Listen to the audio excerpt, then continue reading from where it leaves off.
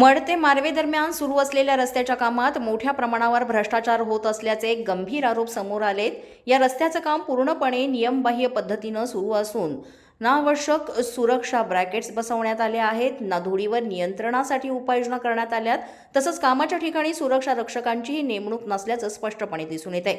या प्रकरणातील सर्वात गंभीर बाब म्हणजे रस्त्याच्या उत्खननातून निघणाऱ्या कन्स्ट्रक्शन अँड डिमोलिशन कचऱ्याची बेकायदेशीर विल्हेवाट। सदर कचरा रायगड जिल्ह्यातील पेण तालुका मौजे बेलवडे खुर्द इथं टाकण्याची अधिकृत जागा निश्चित असून त्या ठिकाणी कचरा वाहतुकीसाठी मेघा इंजिनिअरिंग आणि इन्फ्रास्ट्रक्चर लिमिटेड या ठेकेदारास शासनाकडून वाहतूक खर्च अदा केला जात आहे।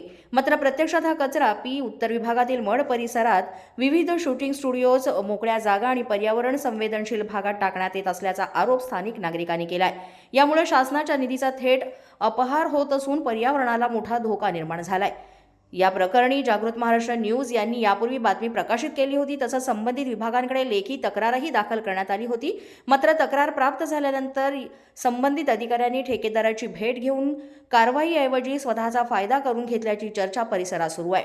ठेकेदारास अवैध नफा मिळवून देण्यासाठी प्रदूषण नियंत्रण मंडळ, घनकचरा व्यवस्थापन विभाग तसंच उत्तर विभागातील काही उच्च अधिकाऱ्यांची मिलीभगत असल्याचा गंभीर आरोप करण्यात येत आहे।